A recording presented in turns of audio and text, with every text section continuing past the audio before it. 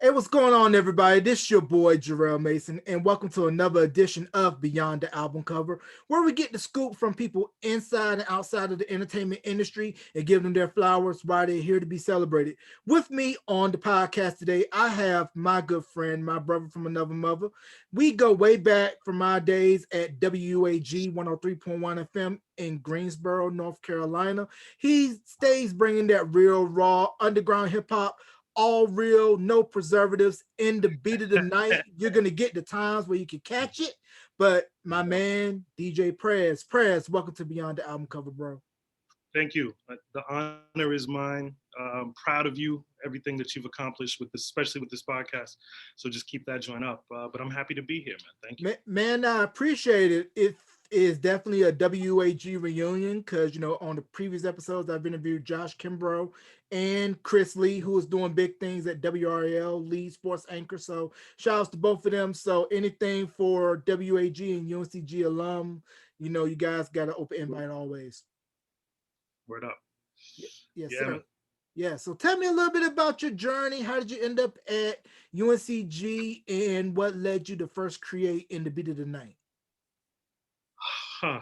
Um, UNCG was not really on my radar at first. It was Georgetown. That was kind of my first stop before I got to Greensboro. I thought I was going to be this world-renowned soccer player. But coming from New England, moving to North Carolina, it was just different. It was a lot of differences, and I had already started collecting records probably um, since I was about 13 or so. And when I got to UNCG, they had radio, and I was like, okay, this is dope. This is cool. But at first, I wasn't really interested because the time slots were terrible. It was it just didn't have the motor that it should have. It was just very college radio, wasn't really organized. But I had a bunch of friends who did it. All of my friends, ironically, when I got here, were music heads. And that kind of helped out because, just trying to get surrounded with the music scene and just everything. The people that you met, they were just like, "Yo, you should do a radio show." I was like, maybe. But I had this roommate, my homie Los, who had a 7 a.m. show, and I was like, "That's ridiculous. Why do you have a 7 a.m. show? It's way too early. People don't care at 7 o'clock in the morning on a independent radio station." And he was like, "Nah, nah, nah. I get to play what I want. Plus, I get to play like new music." And I was like, "All right, well, that's cool, but it's still 7 a.m. I'd rather be sleeping." Um, so he put the bug in my ear. This was probably circa 2001, 2001, and I was like, okay, yeah, let me check it out. I stopped by a couple of times to see the station back when we were in the basement, the Taylor building, and it was magical. It was fun. Um, and then we had a mutual friend, my man Elijah.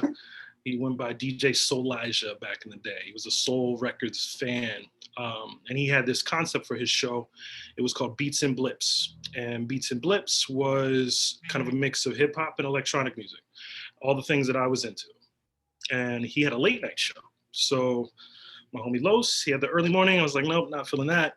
But Elijah, he had the late night. So he had I want to say a 10 to 1 slot on Fridays. And so the crew, we would just like stop by and say, hey, yo, this is dope. And he would usually have like these mixes already laid out.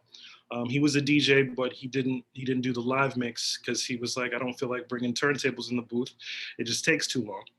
Uh, so he would just like invite everybody through, and we would just like hang out. And it was just a really cool experience, just to listen to new music that I hadn't heard, new music that a lot of people really hadn't heard, a lot of overseas stuff, a lot of British hip hop, a lot of British electronic, European house and techno, and then the bug kind of set off again, and I was like, okay, I'm about to graduate. My man Elijah's about to graduate. I want to do a show before I leave, because music wasn't really, it was something to do, but it was radio wasn't kind of a big factor with that. So I said, all right, last semester, before I thought I was leaving. Um, I said, yo, Jack Bonnie had just taken over at the station. I was like, yeah, I want to do a radio show. And he had been connected with me for years because we knew mutual friends as well in the music industry, music scene around Greensboro. So it was easy. It was like, you collect records? Yes, you can do a show. Um, and so I needed a concept. And Beats and Blips was kind of a gift from Elijah to myself to just kind of continue it on. But he said, put your own spin on it, take something, the ideas that I had, and just flip it. And I was like, all right, cool. So I'm sitting, trying to put together like an idea for this show. Um, and I was thinking about listening to old like Stretch and Bobbito and Sway and Tech, and it was that type of mentality of, okay, how can we do this live? How can we connect to a population that's not really hearing underground music like they should? Um, and let me get back to my roots and of soul music and hip hop music and what really grasped me about radio. And there it was. I was sitting, I think we had a DJ meeting, probably my very first or second DJ meeting. And we were going around and they were like, okay, tell the name of your show and time slot and everything. And I was just like, well, in the beat of the night, we do a live mix show. And it just like rolled off the tongue. And I took it from like in the heat of the night, and I just flipped it. I was like, in the beat of the night, it's all about beats. It's all about kind of connecting the beats and blips from my homie to this new incarnation of something fresh. And I was like, it's going to be a live mix show. And I just threw that out there too. And I was like, oh, can we do that? I don't even know if we can do live mix shows because nobody was doing live mix shows at that time. I think around that time, um, Section 8 and Ev, they had just started. And so it was cool. It felt like a tide was changing and our small station was developing a style and was developing a sound.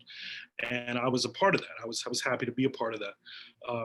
And then it just kind of kicked off from there. And probably 15, 16 years later, the show still kind of goes on in the same weird way that it started. It was just me bringing some turntables in and inviting a bunch of friends who I knew who could make music and DJ and MC. And that was it. That was in the beat of the night. Man, that is crazy. I never knew the backstory of your show. Just to paint a picture for Yeah. those of you that don't know, when you first get on at WAG, at least when we were there, when I was there at least, you have to apply. You have to get it approved by the GM, and they were very big on no commercial music. But luckily for me, once they knew what I was doing and saw what I was doing, they're like, okay, he's good. He's good. Now, you mentioned at the top that you're from the New England area, correct? Yeah, Mass all day. All right. What part of Massachusetts? So for geography, there's Boston, and then you skip to the middle of the state, and there's a little bitty town called Athol, Mass. And it's not really on anyone's radar. It's close to Springfield. It's close to Worcester, but it's always home. Doesn't matter how far away I go. Massachusetts is always it. It always has been. North Carolina has turned into home.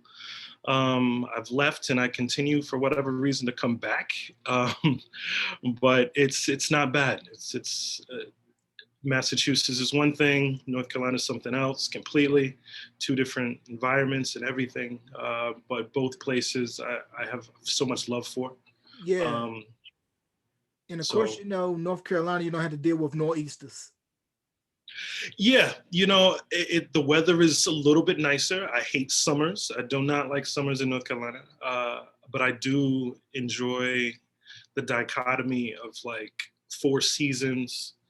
Very rarely it's snow, and then when it is snow, you shut it all down. Shut it all down. That's what you do. Shut it down. In Massachusetts, how much snow? Then that's when you say you shut it all down. If it's a foot, okay, yes. If it's not a foot, no. Yeah, you keep trucking and you learn how to keep it moving. But that's why the Northeast and Buffalo, nah, not Yeah, on my place to live list. Because when we think of yeah, Massachusetts, we tend to yeah. think about Boston and the surrounding areas, and all the great bands that came out of the Boston area, like the Cars, Yeah. New Edition, New Kids on the Block, Ed OG and the Bulldogs, and we can go on and on all the great acts that came out of the Bean. Word, word. And and what's cool, especially when in regards to music, when you're from the Northeast, like everything is kind of your mecca. Like New York is you're tied to New York because you're so close. You're tied to DC because you're close. You're tied to Philly because you're close. And I was fortunate, and the older I got, to just be able to travel to these places and say, oh man, this is a vibe. Like the Northeast has a vibe, and everyone knows all the cities, and all the bands that have come from those cities, and that's what makes it home, especially in regards to music. Now let me ask you this: did you ever used to frequent the record exchange? It was across the street from Jack's Deli on the Oh corner, I believe, yeah, yeah, Acock and Spring Garden. I never got a yeah, chance to go there because I believe it had torn down after my freshman year. yeah. The record exchange, it was good. It was at a time where records were kind of coming back. I think it was probably about 2003 ish was kind of their heyday, because they competed with a lot of other little record stores, especially in Greensboro, that they had kind of stage space. And that was huge. If you could have a little bit of stage, so where somebody could play or somebody could DJ, that was huge for you. Do open mics there. And then for some reason, it just went away. I have no idea what happened to it. I think Record Exchange, the brand, because there was a few in North Carolina around that time, and they just kind of all dissolved, which was unfortunate, because they definitely had some really good records, a lot of cool CDs and tapes, um, because CDs were still a thing back then. They were still a thing. Mhm. So, Yeah, they were but because if you know the collections that you used to bring in for your own CDs, or there were CDs at the station, we would use three yeah. Denon CD carts where you would load your Oh man, CD into the cart and you hope and pray that your CD did not skip, because if it skipped while you were on the air, you were done. you were done, and you were quick to fade. Everything was about fading in and out, and I was happy when I started bringing like records in. I was like, all right, cool. Now I can control my own sound, and I would always have like a CDJ with me, just so I could, have records and have a CD if I need to, and then have the three Denons right there on the board. So it was always consistently music. So if it skipped, on to the next one. Yeah, to keep it moving. And once again, people, this was pre-Serato, where you had to Yeah, actually bring in your own turntables. And if you did use the turntables that were at the station, you had to provide your own needles. had to, because they would take the needles off, and then whatever was on was probably like some old replacement needles, and those didn't actually work well. There was so many Technique 1200s at the station when I first started. There was probably, I want to say, about eight, a good 4 or 5 pairs of 1200s, and they were just sitting there. They were like, nobody was touching them, nobody was using them. I was like, let's dust these off and turn these into something good. Right. And that we did with your show. You mentioned DJ Ev in Section 8 with Trauma Center, aka Slap Happy Radio. How our vibe when we were there, it had that same feel of, like you mentioned, Bobito and Stretch, very Yeah, legendary radio show up at NYU. yeah, And they had acts that were huge later, but they were yeah. unsigned before they appeared on their show. Every time I would go to New York, I would try to catch that show. Like it was just something special. I had family in Queens, family in Brooklyn, and it was always just nice to for them to say, "Hey, yo, this is what's happening in New York," and I'm like, oh, I need to be in New York. I think that's my calling. But it was always like a day late, dollar short. When all this was happening, that wasn't the scene that I was in at the time, and I was almost like a generation removed from that era.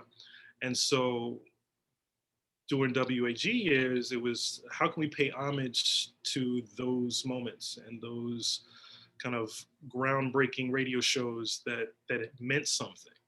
And I think especially your show, The Time Machine, um, Slap Happy, In the Beat of the Night. There was a reggae show called Rockers 42 or 432, and that was like their dorm room number, and they would record in their dorm room like live reggae mixes, and they just wanted to do it live, and then they would just play the CD at the station, and like everybody was creative, and it was just like, yo, this isn't just college radio, this is independent radio, this is almost pirate radio, because we were doing some stuff that not every college station would let you do. And we were playing to an audience that didn't expect high production. They expected, oh, hey, let's read something about the university. And we were like, or we'll just tell you something else about what's really happening. And I think people loved that. They gravitated to that. It was more than just a college student playing music. It was young adults creating a show, and that's what it turned into, and that's how I always try to approach it. Right. And it's funny that you mentioned pirate radio because we got to talk about how over in the UK, there wasn't back in the 80s and early 90s a lot of urban representation on the radio waves over there because you had Radio 1, BBC, and Capital Radio, which is the equivalent to Top 40 over here in the States. And if you wanted to listen to urban music over there, you had to listen underground where you had Kiss FM before it became commercial and several other stations. And the only way you were hearing the latest in UK urban music was if it popped up on a pirate or if you knew somebody over there and they would import you tapes, CDs, and records. Yeah, and and I think the parallel to that was for the states, college radio, independent radio. We weren't in a pirate setting so much as we were just given an opportunity through a university or through an independent outlet that said, okay, we just want 24 hours of stuff, whatever it is. We don't really care. And so we had free reign. And that's what was beautiful about college radio, and independent radio. You just have this free reign to just play whatever. Of course, keep it within the guidelines. Don't get too crazy, but you have this platform to just say, okay, we're going to create something special. We're going to play some underground music that you've never heard in your entire life, and it's going to be dope. And I believe it's going to be dope, and you're going to believe that we believe that it's dope. And that's what was special about WAG, because they gave you full reign, and they were just like, the more underground, the better. And that was fresh. And Jack Bonnie, the homie, big shouts. Shout out to Jack. Yo, he had a vision.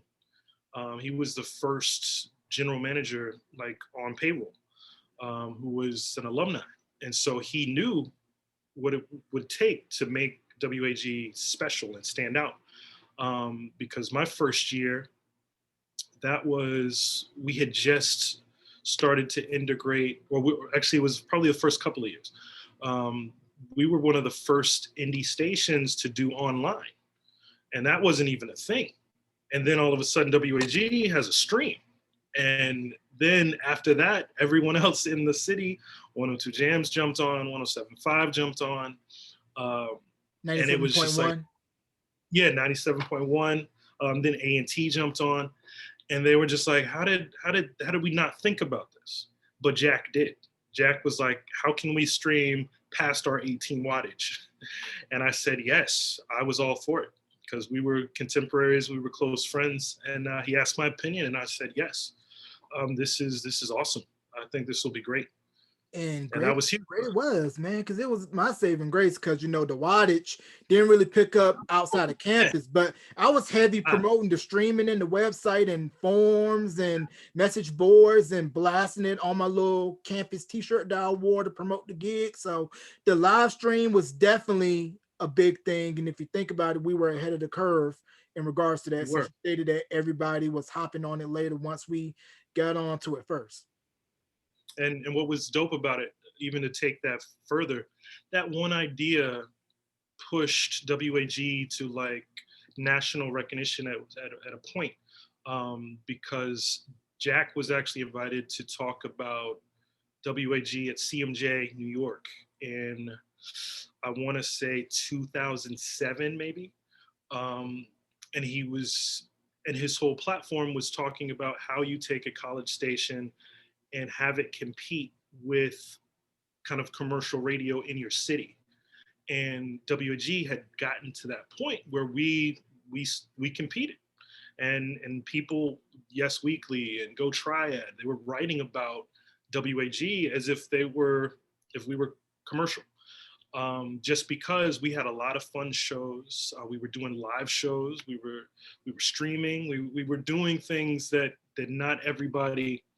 um, not everybody was doing at the time, which was crazy. Mhm. Um, and so that was fantastic at the time that we were trying to kind of break ground and do something different.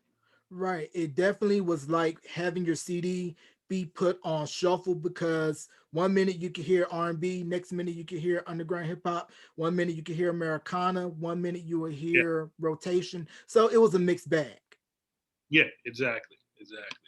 Because I remember being in the basement, and originally, for those that don't know, our studio was in the basement of the Taylor building, which we shared with the drama department. So when it was play season, we would have to close our doors to the studio just to make sure that there was no interference with the sounds, everything. And then if you had a solo show by yourself and it was late at night, man, you Mm. didn't want to go down to try to use the restroom because of supposedly stories about Mary Acock.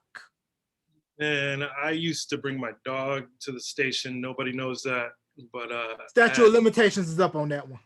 yo, straight up, because like I used to bring my dog for safety. I was just like, yeah, let's just bring the dog. Yeah, I need little protection. So Bella and Palea, actually two dogs at that point, but they would just come and they would just sit and just hang out for the show. So a lot of fun. Yeah, because the only person that maybe you probably saw if you had a late night shift was the security guard from the police station across the street, just to check to make sure that there wasn't Yeah, anybody that needed to be there. and they would come one time a night.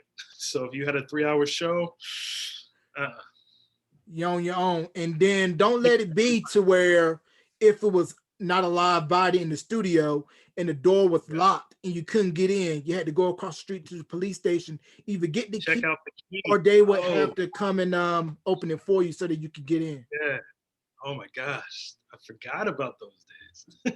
Yeah, A yeah, lot has man. definitely changed. Man. A lot has definitely changed. Yeah, it definitely has changed. And I told people this all the time that when I first got to UAG, it was my first time ever hearing a little brother. And Oh the wow. listening, I was just like, man, these guys are really dope. And then once Yeah. I got there, the hip hop history of the triad, I never knew nothing about, with Payday Records and Busy Boys, and of course, Ski Beats coming out of that Yeah. movement.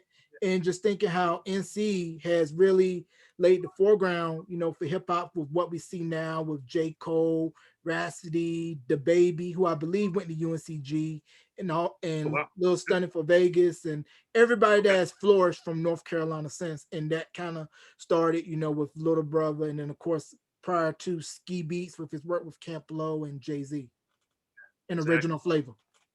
Yeah. Yeah. Yeah. North Carolina.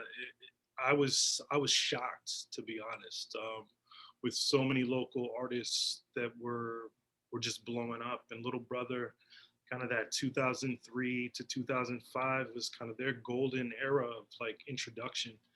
Um, and Ninth Wonder being from Winston, and then like that whole Durham scene, and then the Raleigh music scene, especially the underground hip hop scene. It was wild. I was honored to meet them a few times, kind of through everything.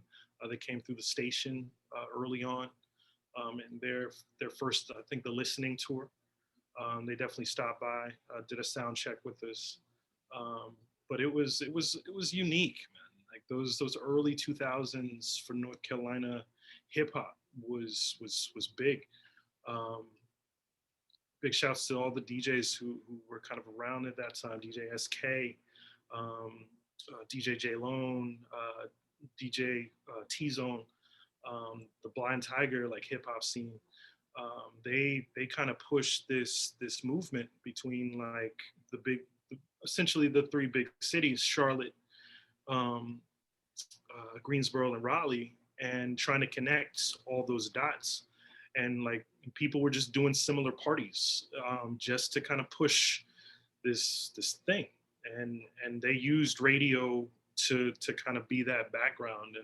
And I was honored, within the beat of the night, to be kind of a surveyor of the culture, and I was happy with that. That was a lot of fun. Yeah, because I can remember a little brother coming through the station around 04, 05 when the Minstrel Yeah, Show dropped and they got signed to Atlantic. And I remember Josh yeah, and I, we took a picture with, I believe, Pooh and Ninth Wonder. Fonte wasn't oh, there, but it yeah, was definitely dope to see. And listening back now to the Minstrel Show is just as good as listening. And I felt little brother came too early because it was still when social media was in its infancy, and it was just one of those things where you come too early, and it's only in retrospect where you realize, man, these guys were ahead of the curve.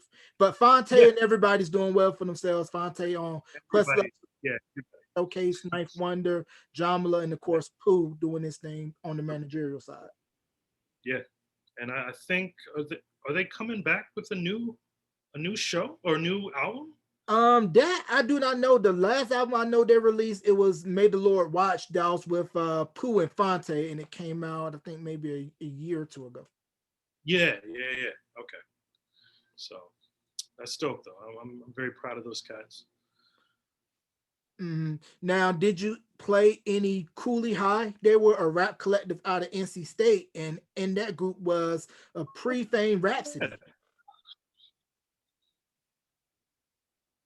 Yeah, yeah. say And yeah. so Cooley High came through Beat of the Night. This was probably post Rhapsody. Rhapsody had just gone solo, um, and big shouts to Tab and the whole crew. Um, they came through, and it was all love. Like um, they had always shown love to Beat of the Night. At that particular time, I think they were about to drop. I can't remember the record they were about to drop, but it was right before most of them moved to New York. I think Ill Digits and Charlie Smarts moved to New York, moved to Brooklyn, just to kind of expand the Cooley High brand. And it was a great move for them, because they were some smart kids. They got some crazy production, and all love to everything that they were doing in Raleigh. That whole NC State, what was it, the tunnel, the graffiti tunnel, where they would have the ciphers every Monday. Um, Ghost Dog, my homie, he was one of those cats in there.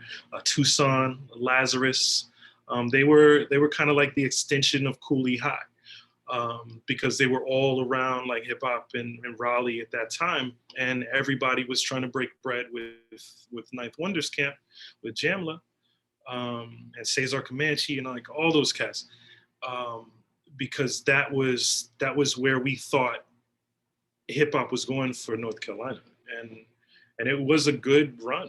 I think everybody is still successful in their own right. Um, so yeah, Cooley High, that was a good era too, man. That was a lot of fun. Big Yeah, shouts to Rhapsody. yeah, definitely that 252 in the building, Snow Hill, and the Right up. median comfortable record. I used to bang Oh that my record god, heavy. man. Gosh, she was. I would. I caught her on her most probably her 2018 tour. She was doing a European tour, and I was also in Europe at that particular time, and I was just doing some traveling for about a month or so. And every city that I got to, she played the night before. And so I was, social media was like the best possible tool. I'm like, man, you're in London?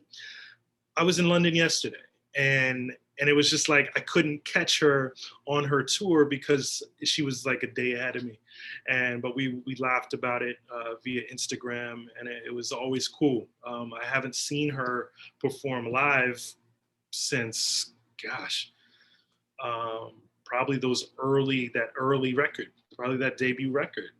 Um, yeah, but I'm glad she's doing well. All props, everything that she's got going on. So yeah, salute 252. Yes, sir. 252-336-704-910-919-828. All the NC stand up. Now, what do you think is the main difference between the three major cities and their hip hop scenes? Talking about the Triad area, Greensboro, Winston-Salem, High Point, the Triangle, Raleigh, Durham, Chapel Hill, then Queen City area, Charlotte. Everybody just has a different sound. I think, I'm what they call old now when it comes to this new era of hip hop. Because I love the boom bap. I love the backpacker You're rap. the elder Uh, statesman. yeah, and I'm happy to be. I'm happy to be. I'm there too. Don't worry. I've worked in this industry long enough, be it radio, be it labels, just to see the transition, especially from North Carolina, of what it sounded like in those early 2000s, I guess coming over from the late 90s to what it sounds like now. Um, I don't really think there was much of a difference between the cities so much as what the scenes in those cities are listening to and what are they producing. Um, because if you're going to listen to some really dope underground hip hop today, uh, it's going to sound similar in Charlotte. It's going to sound similar in Raleigh. It's going to sound similar in Durham. Um, if you're going to listen to some trappier stuff, similar beats and whatever makes you move, that's cool. Uh, that kind of Southern rap ideology, it's going to sound the same across the board. Um, but you will find like crossover flavor because back in the day, if you liked one thing, you probably didn't like that other thing. But now it's like if you like kind of trappier beats, you might still like boom bap beats. You might still like the 4/4, kind of that rugged hip hop stuff, and you might like that dance stuff, all in the same vein. And that's what probably the biggest difference in North Carolina is, because there's not really a sound of North Carolina. Like the Baby and J. Cole, they're from here. Does that represent a sound? Not really. Um, Little Brother and Fonte, what he's continuing to do with Nicolay, is that the North Carolina sound? Not really. You can't really pinpoint it. You just know that it's from North Carolina because they might shout it out in the record. Um, but that's what makes it music, and that's what makes it fun. That's what makes it hip hop. Um, you try to have an identity. It's not like the '90s anymore, where it's okay. I represent straight New York, straight Brooklyn, Boston to through and through. It's I represent music. I represent hip hop, I'll probably rock a Tar Heel jersey to let you know where I'm from. And that's still fresh. I think that's dope too. So, um, you know, I'd rather take Durham than Charlotte, just personally. I'd rather take Greensboro than Raleigh, personally. Um, but I love music coming out of all those places. So Right. respect to all you guys. Right. And it's funny that you mentioned how, back in the 90s, hip hop was very regional specific, where unless you were New York or LA, you weren't getting played anywhere. So that's why it was so shocking when Outkast first dropped with Seven Player Listed Cadillac Music in 94, because Prior to them, Yeah. Atlanta was known for, of course, ABC, Crisscross, Mm, TLC, everything that was coming out of the face. And then once they yeah. exploded, that opened up the door to what we see now with the Southern hip hop movement coming out of Atlanta. So, did you think Atlanta's success as a whole region overshadowed everything else that NC was trying to do, where they felt like, hey, we need to kind of follow Atlanta's formula? Sadly, yes. But Outkast was such an anomaly. Um, and I actually have spent the last few years in Atlanta and living and working there and just kind of connecting musically there to that scene. And they have such a love for Atlanta that North Carolina just doesn't have. And like no, as much as people in Queen City love Charlotte, they don't have the passion for Charlotte like people in Atlanta have for Atlanta. They let you know It's they kind of love like being Atlanta in, every chance they get. yeah, exactly. Like nothing's greater than Atlanta if you're from Atlanta. And if you're from Charlotte, you're like, oh, okay, this is good. Charlotte's dope. But if you're from Atlanta, there's nothing. There's Atlanta or nothing else. And I think because Atlanta is so big, it overshadowed any kind of progression in hip hop that North Carolina was trying to do because there was not one city that was doing that thing. They weren't. There wasn't like somebody to carry this city like Outkast carried Atlanta, and that not every state is fortunate, Right. and North Carolina is just one of those places. And yes, the success of Little Brother and what Ninth Wonder was able to accomplish and who he was able to work with, that was all salute too, but it still didn't have that Outkast effect because Outkast took off. And then from there, you had drops of little seeds. You had, the Dungeon Family. You had Disturbing the Peace coming in the 2000s. You had a shift of what Outkast introduced, and then it just blew up. And then everybody was coming out of Atlanta for a while, and that just didn't happen in North Carolina at that time. Right. You're seeing more now. Because yes, when you think of North Carolina now, you think of J. Cole, you think of Ninth Wonder, you think of the Baby, and after that, Anthony Hamilton, maybe. Like it's a very loose conversation after that, Mm, which isn't bad. I think it's healthy mm. because that just pushes people to make more music. And you see cats who are just busting and grinding. Big shouts to Endangered Species from the mid 2000s and the tens.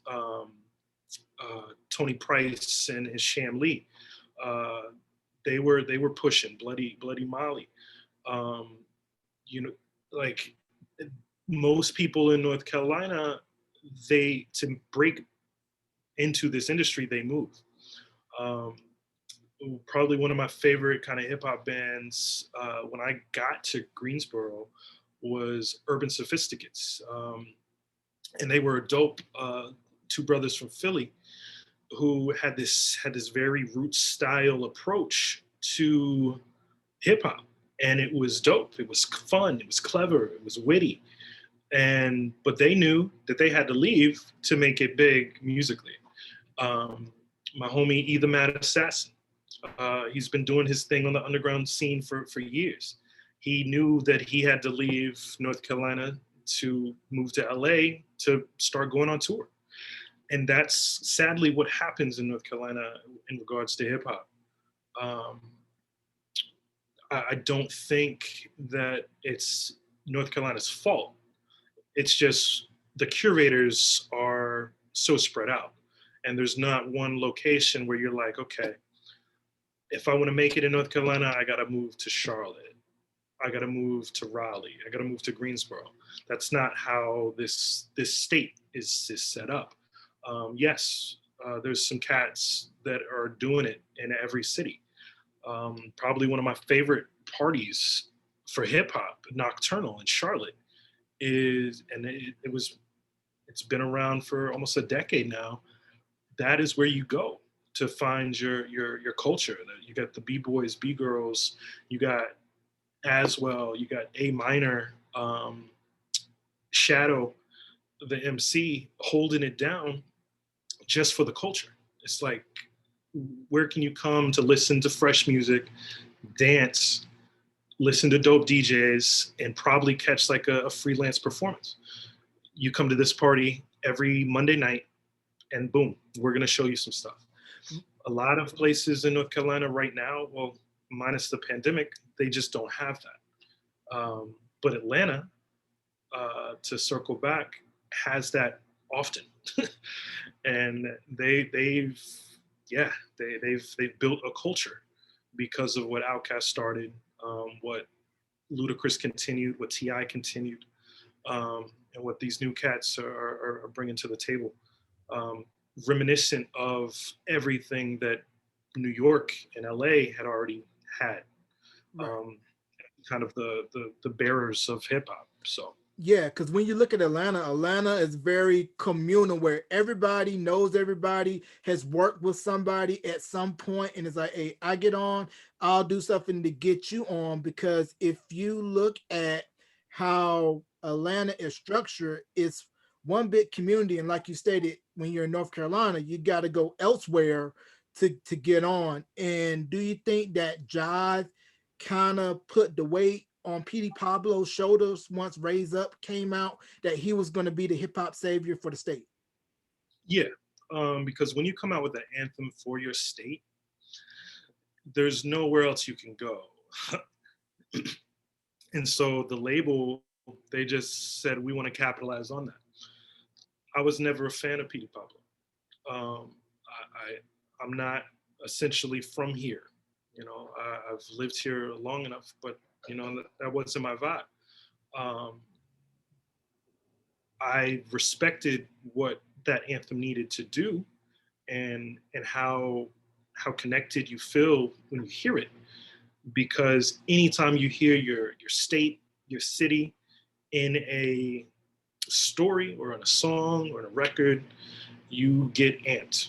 And that's why New York gave us the ultimate, pretty much, platform to say, yo, where do you represent? You talk about where you represent, and we're going to make money off of that. That's what Right. labels say. Industry rule So, number but 4080. you already know. Shout out to Q-Tip, rest in peace, Fife. Yeah, rest in peace all day, man. Um, hmm, Yeah, North but it's Carolina. yeah, North Carolina, because I can talk about that anthem because for me, I was a freshman in high school when Raise Up came out. So when that came out, it hit different because like, man, we're on it. Because prior to Petey Pablo, North Carolina was known, of course, for R&B because Jodeci from NC, Clarence Avant, record execs from Climax, which is outside of Greensboro. So this was really the first time hip hop was put on a major scale, because by the time Petey Pablo dropped, of course, Ski Beats Yeah. was already knee deep in the game with his production on Jay-Z's Reasonable Doubt, Camp Lo's Uptown Saturday Night. So it was finally that one song where North Carolina could say, this is us. We here. We in the building. And that was huge, and that was, I think it was necessary. I really do. Um, just kind of being kind of thrust into North Carolina culture, and especially the music culture. They needed it. Like, this state needed something to get on somebody's radar, um, and that just happened to come at a right time, I think. Um, Mhm. Breaking into the new millennium, um, something fresh, something that represented a style, Mhm. because everybody was trying to get on that style. Right. And do you think the success of VA with Neptunes, Missy, and Tim kind of overshadowed NC as well, in addition to everything that was coming out of Atlanta? Yes, um, just because they had a formula. They had a formula, once again, that North Carolina just didn't really have. Um, and they had it early and often. Um, Timberland makes beats. He's connected to people. Um, the Neptunes were not going to accept no for an answer to get into the industry. Um, and Missy Elliott was just made for fame. So you knew that they were not going to lose. And it just happens that you're connected to famous people. And that's like, that helps.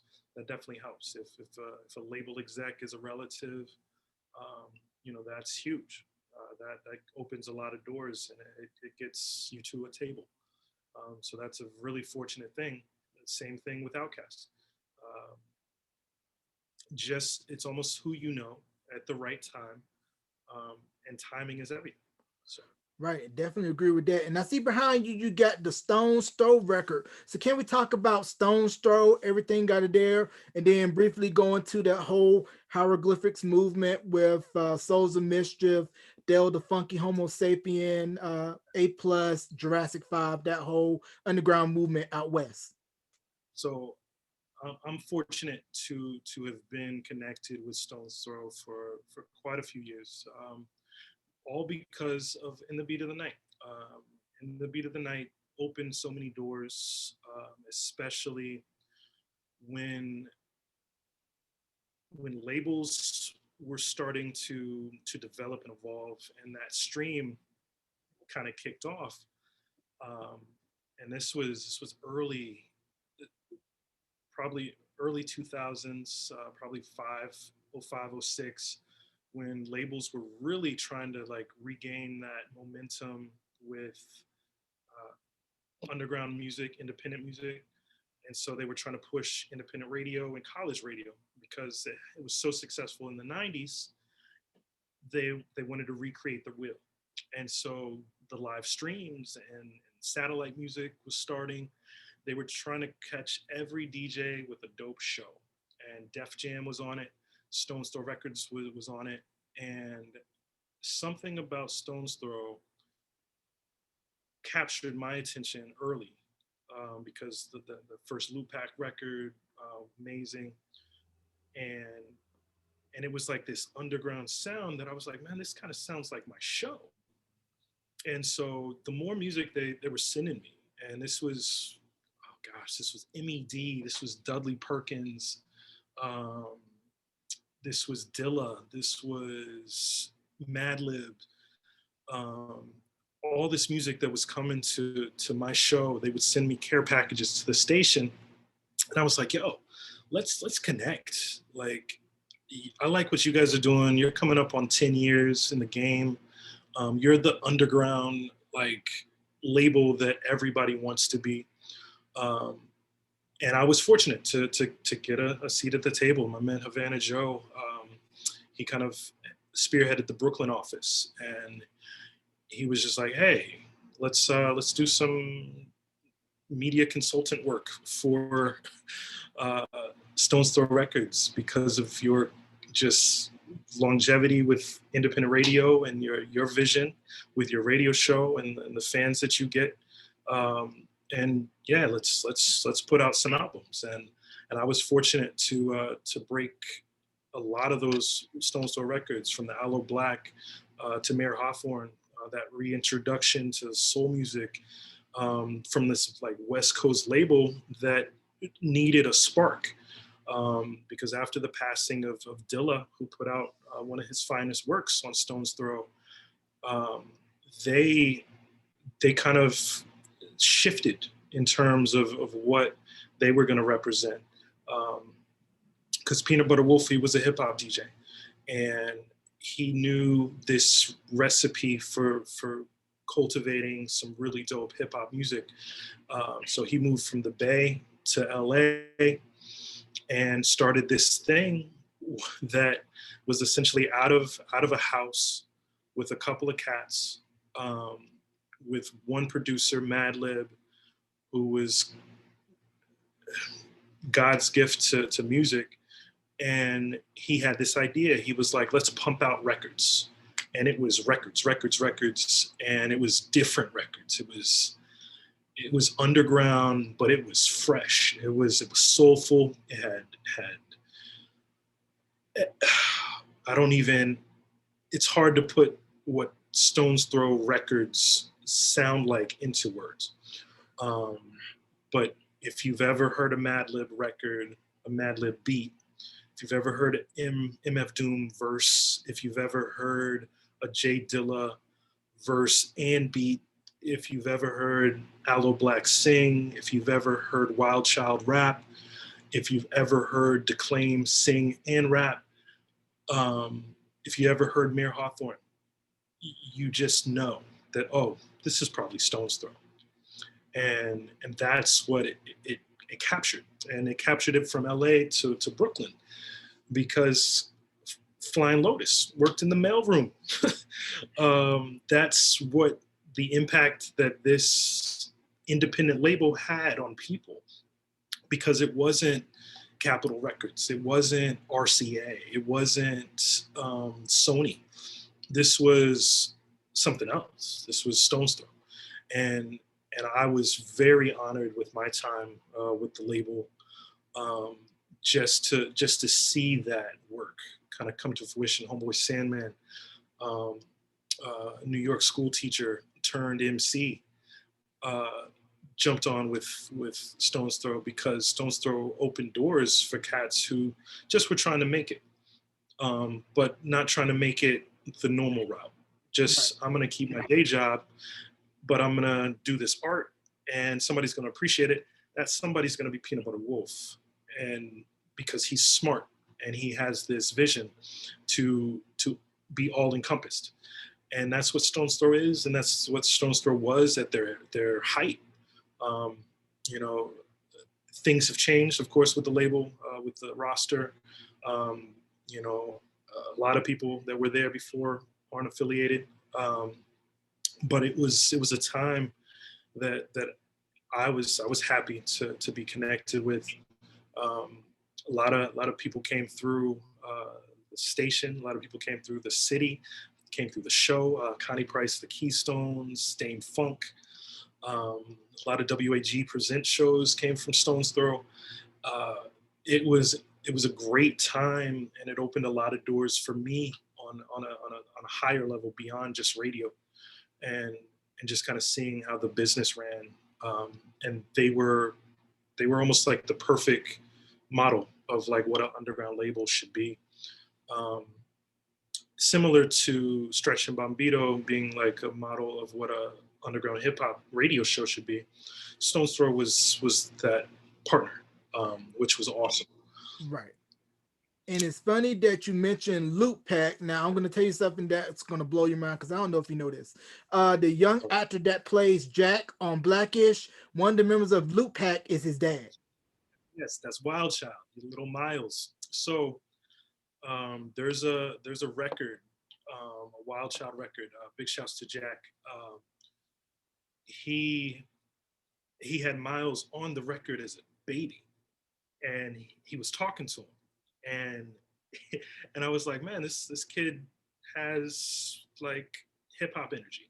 Skip ahead 8 or 9 years. Oh yeah, by the way, he's got his own album out, and he's a really famous star on a really big television show. Um, that whole family's great. Everything that Jack Brown, Wild Child, kind of puts his hand to, it's gonna be gold. So big shouts to Miles and Jack.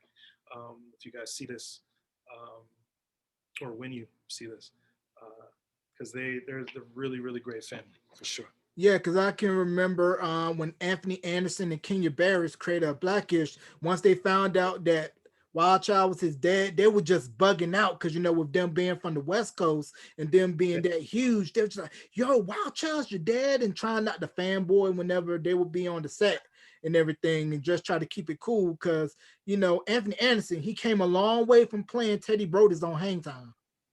he really did. He really did. I didn't think he was going to get to this level. I'm not going to lie. He got here with distance runner. um, took him a long time to get from there to here, but when he got here, he owned it. So Mhm. salute to everything that Anthony Anderson's doing. Yeah, def- Blackish is amazing. yeah, definitely did. And can we talk about the journey of our brother, our fellow UNCG WAG alumni, who I mentioned at the top of the interview, doing big things at WRL, lead sports anchor, first African American sports anchor in the network and Capital Broadcasting Company history, Chris Lee, or the artist formerly known as Show Smooth. Show Smooth, that was my dude. We trained together because I started his freshman year, and I had already been pretty familiar with radio, and but he was just he he had this energy that you knew he wasn't gonna fail, and that was impressive to me. Kind of being older than him, and still kind of being able to kind of admire his drive, um, because he just had this it factor, and I was just like, yo, um, I salute you. And he wasn't really for the underground stuff fully. Like he would play those underground hip hop joints, but he would always break out, and you would see like new CDs pop up at the station, and like, oh, Show Smooth's got that joint. So, and it was refreshing. Like he brought a flavor that wasn't just underground, because he around that time, I'll be real blunt. There wasn't a lot of black DJs, and there wasn't a lot of black voices, and there wasn't a lot of male voices. Um, it was at a time where we needed more diversity, and so pretty much from day one, when I started, he started, and right there you had two ends of the spectrum. You had a fresh young hip kid. You had kind of a DJ who was on this underground tip, and it was dope to have some really great shows that kind of rivaled each other in a competitive way. Um, but knowing that he had bigger aspirations for entertainment. Um, most people that do indie radio, they probably just want to do indie radio. I was one of those people, because I liked the underground vibe. Yeah, I went on to work with some labels and kind of do music stuff, but it was still on this underground vibe. Um, but he wanted to take it further, and that was impressive to me. And then out of nowhere, I heard he was a wrestler, and I was like, "What? This is weird." But he owned it, and I respect that, and I'm very proud of what he's doing now. I think he's in Raleigh. Yeah. Yeah, So WRL. yeah. So yeah, it was definitely great to kind of be contemporaries with him, especially now seeing what he's turned into and become. So Yeah, because the funny thing with Chris was that I had started my show a semester before he did. So he would actually come and sit on my show. And then the following semester, that was when Carolina Crunk came about. But to see where you, him, Josh, Jessam Stanley, who is huge. I didn't oh, realize how big her YouTube following was. That's he's an another one influencer. that WAG has spawned. He's an So influence. yeah, so Yeah, can we talk about she's an her? influence. Yo, oh gosh, Jessamine, like she was special. She would pop up on my show. Um, she would just guest, because in the beat of the night was always just like an open family show. So people would come through just to say what up, hear a couple of records, and then bounce. And it was always love, with that era of people. I think Crystal Stroka at that time. Oh gosh, my man Lane, uh, who was music director at that time, and it was just a really fresh energy that her kind of era of WAG brought in, and but she had that spirit to make people want to gravitate to her, and that's what made like her yoga and her profession now like so strong and huge, um, because she made you want to listen to her, and she had a midnight show And she would play like all this like smooth R&B, and I was like, yo, she's dope, man. Like, just come on and just say what up, and on my show, just so we can get some extra likes. Uh, but yeah, she's just got it, man. She's got that it factor too, and a lot of people that came through WAG, they had it, and I don't think we at WAG knew at that time. Mhm. You know, yeah, we were fortunate for things that happened in that those golden eras. Um, but some people that we had, man, so much talent, so much energy, so much of this larger than life persona than just a college radio show. And so I almost want to slap people in the face that say, "Oh, college radio." I'm like, no, it's just radio, and it's radio in its purest form. Right Um, before all the commercial and all the politics get into it, because if you look at it with all of us, we weren't really in competition with each other. We supported each other. We would shout out everybody's shows on each other's shows and pop up and hang, and it was all love. always, and I would throw end of the year parties, and I would invite everybody. You know, if you were doing a show and you were, and I loved your show and I respected your show, come through. If you were in music, come through. If you were a DJ, come through. And it was let's get to that place of community. Um, and it was dope, man. It it felt bigger than it was, and even today, like looking back, you, memories pop up on Facebook from like 8 9 years ago when WAG was probably at its height, um, of all the things that were happening and all the people that were just running through that station, and nobody knew Right. that that was going to be like a peak for a lot of people's careers, or a stepping stone for a lot of people's careers, mine included. We were just kind of along for the ride, and the people that you met from it was amazing. Right. I can never take for granted those early days, and then those middle times when things were amazing, and it was festival season, and covering all these shows and festivals and meeting all these people that became like your idols, became your friends or contacts in your phone, and all because of a college radio station that doesn't really connect. Like, something else had to have gone on for all these things to transpire. Right. Uh, and so you knew it was bigger than just 18 watts in Greensboro, North Carolina. Like, you just knew. So Hmm. Yeah. it was wild. Yeah, it was a wild time, a special time, and I was curious to know what was your thoughts when you first heard the Time Machine, because I went in saying like, man, I just wanted to play my own personal collection, and little did I know that I didn't think I was gonna land some of those interviews that I was able to do, and without a lot of resume and credits to my name at the time.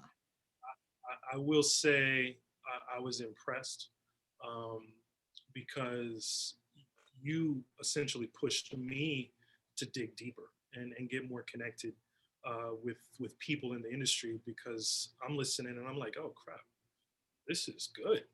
And like he's got like R&B legends. He's got like he was digging deep like with pop legends, and I'm like, yo, this is not what I would have thought to try, but you had the gall to do it, and it just pushed the sound of the station. It pushed interviews and professional interviews, to another level. It wasn't just, oh, this dude who's in college doing interviews with famous musicians. This is Jay Mace, and he's doing interviews with his list of people because they respect him, they respect his show. I respect him, and I respect his show, so I gotta listen. So that's what, when I first heard the Time Machine, I was like, yo, this is special. Right. And I can remember doing my last show, man. I remember playing It's So Hard to Say Goodbye to Yesterday with Voice to Man. You at the studio Ah, because various other people were coming through the studio to salute and yeah, everything. And I yeah, remember just breaking down in your arms crying. Cause man, yeah. 5 years, blood, sweat, and tears. Man, it Yo, was the end of an era for me. yo, I'm not gonna lie. I got chills just thinking about that. Like it was, I had never been so proud to know a contemporary who dedicated his life on that level of what we all did.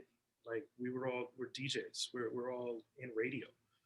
Like we created something that nobody else can ever take away.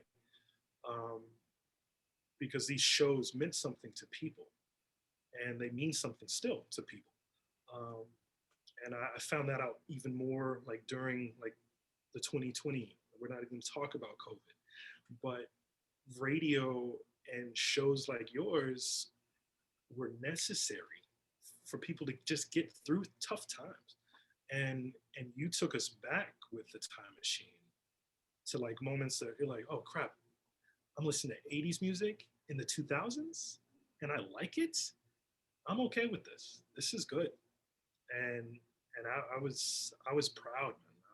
I still to this day, I will always say salute and thank you, um, just for that opportunity to listen to some of the things that you were accomplishing. So Yeah, man, because it's crazy. Because I told this story in a previous interview how when I interviewed Donnie Simpson, I actually ended up skipping one of my classes to interview him because he was just coming off his former radio show at the time. And I was like, I'm not going to miss this interview for the world. And then when I interviewed Danny Wood from New Kids, it was a full year before they decided to get back together. And I called some of the stuff on there saying, y'all going to sell out, y'all going to have cruises. And to think they got back together a year later, I'm like, holy, you know what? yeah, and that joint happened, and like I was like, what? How this yo? But that's what happens. Like radio shows break stories, and they formulate them into fruition. So So, how do you think radio can stay relevant in the current digital age with podcasting and streaming and be able to find its way in a landscape where I don't have to wait to hear my favorite song or to hear someone so come on and introduce? How can radio manage to stay relevant? and I like how you unintentionally segued to like the last heavy topic. So thank you. That one's gonna make me think. Um, it is radio will never die per se. Um, the formats are changing. Podcasts. People think in the beat of the night now is a podcast just because we record it and we upload it to a podcast server. Um, but it's still a radio show. It still exists on air initially, and then it gets recorded, and then we transmit it. But radio will never really die. Just the form will change. It's kind of like listening to hip hop. Hip hop never really dies. It just changes form, uh, how you get it, how you access it, uh, the DJs that you're listening to, the style, the components are always the same, the content, the music, the information, and that's it. That's radio. Um, if you have a story to tell, if you have uh, some great interviews, if you have dope music, playlists, soundtrack, radio will never stop. Um, it will just be different. Right, I think that's as honest as I can be. right. And those WAG days, best time of my life, and have you to thank for it. And any shout outs you want to give before we wrap, and also plug social media. Yo, social media, check In the Beat of the Night on Facebook, on Instagram. Just follow In the Beat of the Night or Beat of the Night, I think it is on Instagram. Prez Probably the easiest name to remember. Follow me on everything. Presidencio on Instagram. Uh, Prez on Facebook. Shout outs to the crew, Kilmatic, DJ J Lone. Um, Shout outs to Stone's Throws. Shout outs to Def Jam. Shout outs to uh, the Daptones Records. All the record labels that ever helped me and I helped them. Shout out and salute um, to DJs who just keep playing good soul music. Um, Big shouts to this new record. It's a must-have from Daptone, actually from Coal Mine. Um, my homie Aaron Frazier, uh, drummer from Duran Jones and the Indications. Some amazing soulful music out of Ohio. Um, yeah, anybody who's pushing the soul music, hip hop music, that's what it's about right now. And Mom, I love you. Yes, most likely you'll see this at some point. Um, yeah, I think All that's right. about it. Shout All out to right. you, sir.